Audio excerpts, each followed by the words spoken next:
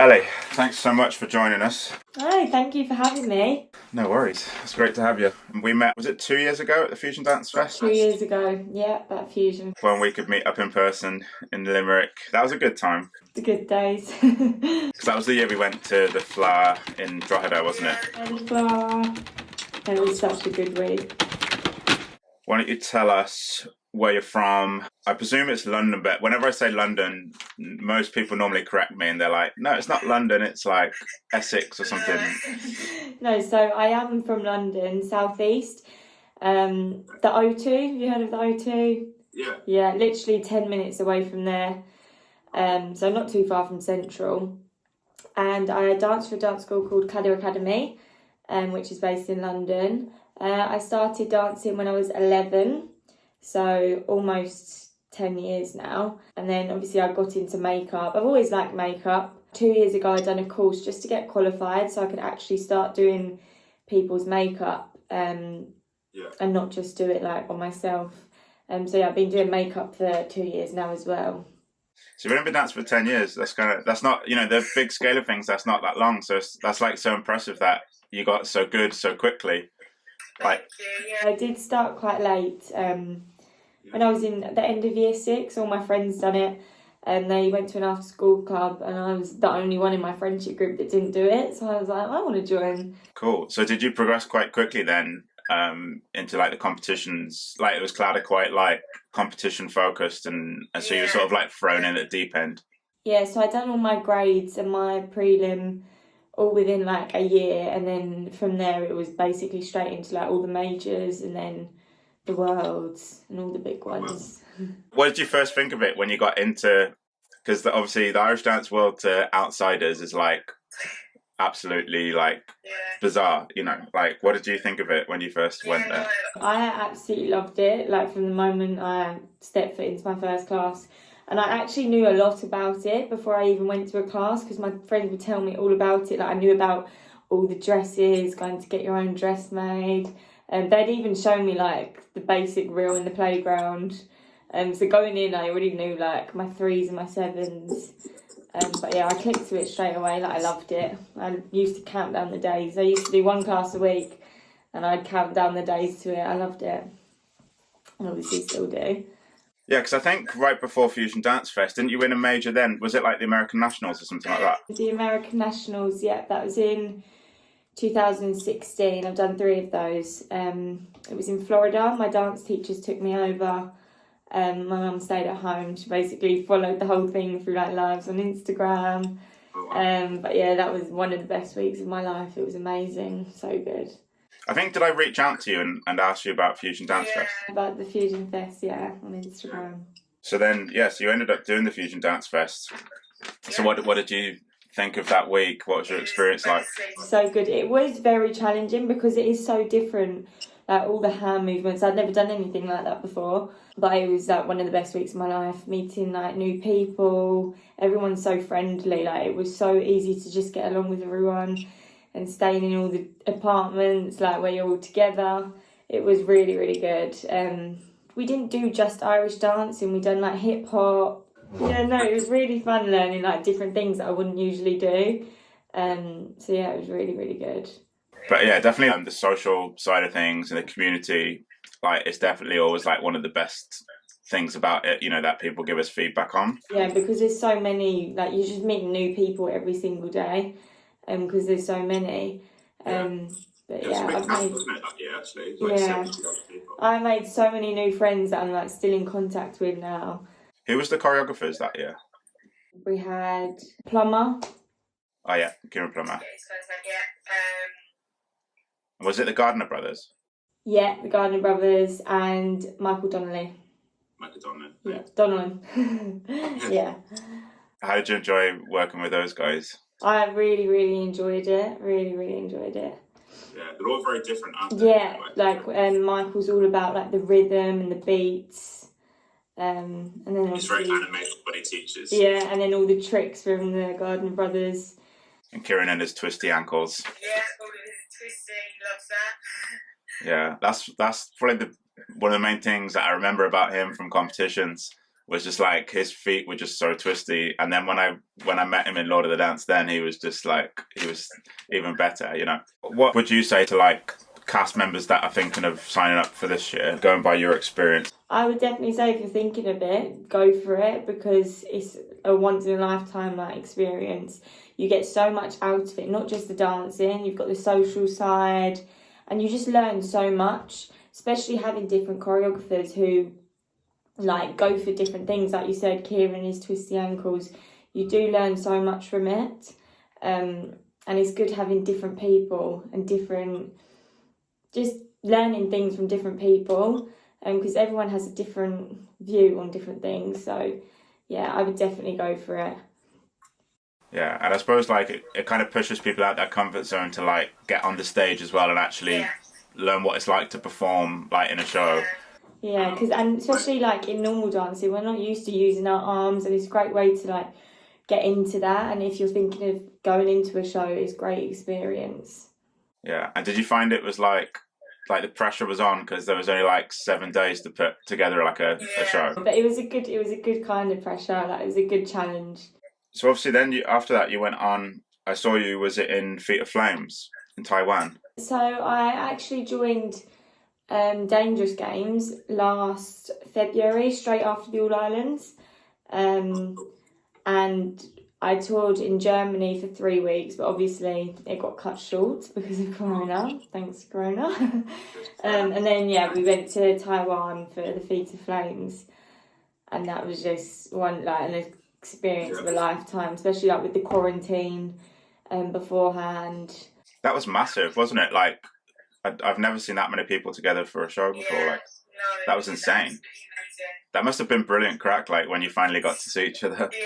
That day that we all got let out, honestly, it was a different kind of feeling. Like, I can't actually believe that we were in a room for 2 weeks straight. I don't know how I survived it. No, it was really good, though, because we were given things every day, like, through Zoom. So we'd do yoga, and we were doing, like, hit sessions, learning dances, to keep us all going, like, through Zoom. And on the first day we had like a welcoming, so we were all on there and we all went through like one at a time, got to know each other.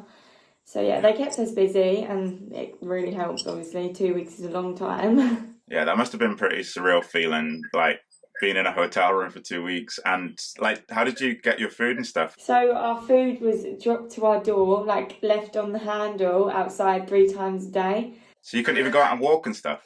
No, we were literally stuck in the room. You can't even walk down the corridor, like? No. Oh my God. You could obviously, like, when you're opening your door to get your food, you might catch the other person opening theirs at the same time, but you weren't allowed to step like outside. There was a bin kind of blocking the door. How did you cope with that? Like, that sounds so difficult. Like, were you like pacing up and down the room, like, you know, because you need to like stretch your legs and trying to get my steps in, like walking around the room, and then like trying, obviously I want to keep up my dancing, so like doing jumps and stuff like on the spot. I'd say there were some good ideas thought of in that 2 weeks, like out of that cast. I'd say maybe some people thought of their like genius life idea, because they've got so much time on their hands. They're having to get creative. I ended up making a den in my room, the things I was trying to do to keep myself occupied. That's hilarious. But yeah. Did you obviously know some of them and then some of them you didn't know? And were you getting to know some of them virtually? There was a lot of people that I hadn't met before. So we do activities. We've done a makeup session, a hair session on there.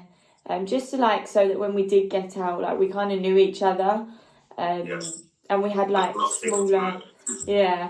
smaller like group chats as well. It sounds like a good experience anyway, and obviously it was all worth it when you got to do the show. Like, how many shows did you do out there? I think it was around, we had quite a few double show days.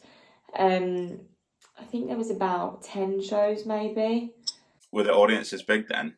Absolutely huge. Like, I thought they were big in Germany when I went to do that, but this was, and they're all outdoor venues, most of them anyway, and the crowds, like, I've never experienced anything like that in my life. They weren't socially distancing then anyway. No, yeah, there was no corona out there. It was actually like a break from corona, because obviously they're really strict, so the cases are so low over there. But the crowds were absolutely amazing. I can't remember what they're called, the big flames that come up at the end. The pyrotechnics. Yeah, that's it. Yeah, absolutely unbelievable. So good. That's great. That must have made everyone's like lockdown, I suppose, because everyone's obviously had their own challenges, and then that was obviously a really nice treat for all you guys. And then coming back to England, that was the sad part. Coming back to England, and we all went back into another lockdown. Yeah, and so where did your passion then for being a makeup artist come from? Was it just doing makeup at competitions and stuff, like with like dancers in your class? Is that how it sort of started? Well, I've always been really like creative. I've liked creative stuff like art. I done art A-level and GCSE, and then I've always liked like nails, hair, all that kind of stuff. And then obviously makeup's quite a big part of dancing, like getting ready for competitions. And my dance teacher always used to do my makeup, but then as the years went on, I would slowly like do a little bit more, like stick my eyelashes on, do my lipstick, and then gradually I just ended up doing it myself. And then I would do my friends whenever I could. And then I decided, like, I like it that much, I might as well do it properly. So, yeah, as I said, I'd done a course just so I could get the qualification and then, like, learn about all the hygiene and stuff. So, yeah, I've been doing it properly for 2 years now. You obviously created your own brand. Yeah, BUSINESS. Which is really cool. And then it kind of blew up, didn't it? Because I remember just seeing it everywhere. Was that your business skills, or was it just, some people sort of opened up to give you some opportunities? Or actually, it all kind of started in lockdown last year, because obviously I couldn't do people's makeup whilst we were in lockdown. And so I started doing online lessons. I was like, right, one thing I can do is, obviously we're doing dance lessons over Zoom, so why not do makeup? Yeah. So I've done lots of makeup lessons with individuals, dance schools, which is really, really good. I've met so many new people through it. That's a great way to get the word out. Yeah. Yeah.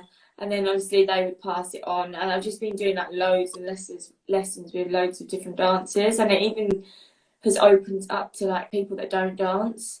Oh, nice. Which has been good. And then after that I worked with Beat to create my own lashes. And then I also was working on, because I had so much time in my hands, I'd come out with a makeup manual for like a fesh look, which is just like a book. And it's just got everything like written down, a step-by-step guide for dancers. No, that's really cool. It sounds like you're doing really well. It sounds like you've got like sort of a good plan, and you've got a good awareness of like how to get it out there and get seen, and that's what it's all about, really, isn't it? It's just finding outlets to sort of get seen, and then not being afraid to just kind of go for it. I'm very lucky as well with like the people that I have behind me. My mum, my dance teachers, they help me a lot with it as well. Yeah, oh, that's great. Well, it looks great anyway. I love, I think the branding's definitely helping, and getting it out there, and that's how I came across it anyway. And with the Beats thing and all those things. Yeah. Social media is just such a good place for that, like getting businesses to develop, and So, what are you going to be doing with the Fusion Dance Fest cast this year then, when you work with them? So we're going to basically do a show look. I actually done one with Lord of the Dance when I was in Taiwan. So we'll just be going through basically the whole look, the whole step by step, going through everything in detail. It'll be around an hour. And then obviously if any dancers have any questions, they are more than welcome to message me. I'll give them a full product list. So by the end of the week, when it does come to performing, they'll all be ready for the look, and they'll know what to do. Yeah, because obviously it's so different now being online. They're not just learning how to dance and how to perform and stuff like that. They're actually learning all these other things as well, which are like really important. That's one good thing about lockdown, is giving people a chance to actually like learn things that they probably wouldn't have had much time to do beforehand. Like obviously with dancing and stuff, you could break it all down, but I've had like 7-year-olds doing makeup lessons with me. Nice. It's like they're all going to be like experts at everything now, like they're definitely going to be experts at TikTok anyway. Definitely. Yeah. Another one that we always get is, have you ever fallen over on stage? I've actually fallen over quite a few times.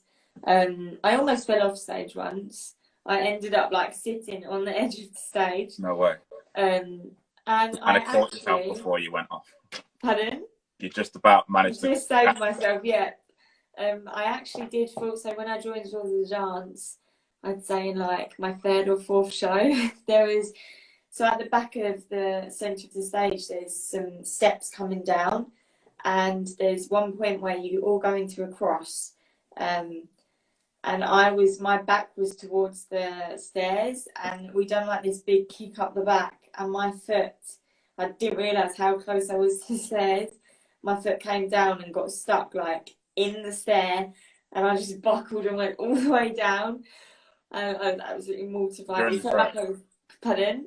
During the show. During the show, and Mick McHugh was next to me, and he looked down and he was like, we literally straight after we do this like march forward, and so I jumped back up and just went marching straight forward, and yeah, I felt like I was on the floor for about 10 minutes, but I wasn't. It was probably only like a second. Someone else says, what's your favourite thing about Irish dancing? My favourite thing, obviously, like I love the performance side of it. Like when you get up on stage, there's just like a feeling, I can't even explain it, when you kind of like, you're showing people how much you love what you're doing. Without even like talking, there's a way of like showing that. But also I just love the traveling, like meeting new people, going to new places that I would never go to if I didn't dance. So yeah, definitely that. Yeah, it's an exciting lifestyle, isn't it? You know, like we sort of take it for granted probably when we're younger, but you know, like even when we're younger, like going to the American Nationals and all these things and the Europeans, and you know, like most other people don't really leave England, you know, like, and there we are like traveling around the world.